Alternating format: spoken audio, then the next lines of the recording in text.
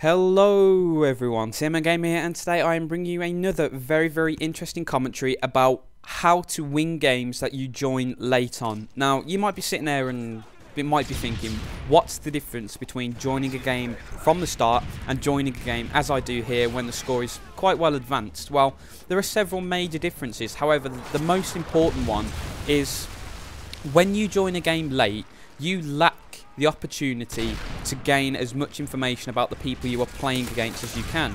Because when you join the lobby from the start, from 0 points to 0, you get a little bit of time. You get normally a minute or two to work out how the enemy team are playing. And you're not going to work it out precisely, but you'll pick up little things like whether they're using sniper rifles, whether they are flanking with assassin, whether they're really rushing objectives hard, whether they're camping at the back, all of these little things really do help you to get a feel for the enemy team. And when you have that feel for the enemy team, you can adapt your tactics to best suit the team you're up against.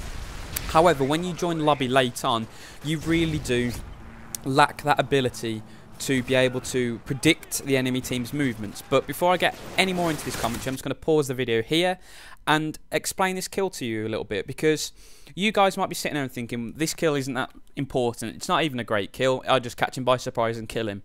But the vastly important thing about this is the position in the room where I kill him. Now, the enemy team probably knows I'm in this building by now, and that's probably reinforced by the fact that I've just killed one of their teammates under their very noses. Now, when you're in a building that's particularly close to the enemy spawn or in a headquarters building, it's very important to change your position in a room, because if you stay in one corner of the room and try and kill as many people that come in, yeah, you might get 2 or 3 kills, but eventually the enemy team are going to work out where you are, get that flash grenade in, stun you, frag you, or kill you. So it's really important to continue to move around the room. Now, as the gameplay starts to roll again forward here, you can see I just go upstairs to call a predator missile, but the enemy know I'm here now. Especially if you're up against a party, you'll get called out a lot of the time. However, the call out probably would have been that I was at the bottom of the stairs. So what I do is I take advantage of that. I just wait, I get to the top of the stairs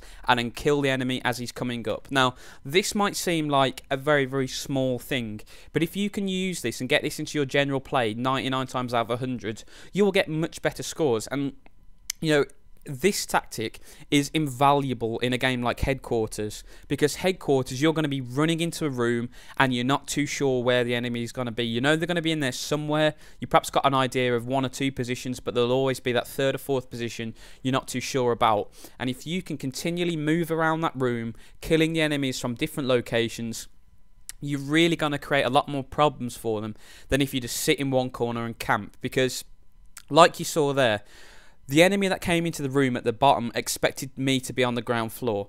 When he didn't see me on the ground floor, he felt a bit more confident and sprinted up the stairs. Now, when he did that, he gave me the opportunity to sweep round and kill him very easily with minimal risk to me. You've got to be wary occasionally of spending too long in one building, because if you do, you will see a lot of frag grenades coming in, but for the first 3 or 4 times you really can get away with just moving around a little bit and getting some pretty nice kills. But I'm just going to talk a little bit more about now what you have to do to play well once you've joined a lobby late, because like I've said, you don't have that ability to see how the enemy are playing. You don't have that minute or so to find out if anyone's sniping or if anyone's rushing with assassin. So what you're going to have to do is just stick to your core tactics. Now, my core tactics when I'm trying hard and when I'm trying to do well normally involves being the support role or the flanker. I don't have the world's best gun skill. I have very decent gun skill. I will be disappointed if I lose a one-on-one gunfight, but my strength is maneuvering cleverly around the enemy. So you'll see a lot of my kills in this game are from me shooting people in the side and the back. Now, this is the sort of kill you want to get. You don't want to shoot someone in the front, because if you do, they have a chance of killing you. If you can get round the side, get round the back, and take them out in your own time, you're going to have a lot more success, especially when you've joined a game late, because you literally have no idea how these people are going to be playing. So if you just take that opportunity to flank them, get round the back and kill them very, very easily, you're going to have a much better game. And this is the way that this game turns out, because when you join a lobby late on, you're not going to have the opportunity to top the lobby or to get that amazing 40-50 kill game. However, scores like this and games like this are really what makes your win-loss and your KD go up, because everyone will get that 50 kill game eventually, but it's those 10 to 15 games where you don't get that high score that really dictate what kind of a player you are. And if you can come into a game very late on and get, you know, like a 15-2 or a 17-4, you know, those sorts of scores, they're not going to, you know, break the bank. But if these sorts of scores, you know, if you get them regularly, they really do help to pad your win-loss and pad your KD.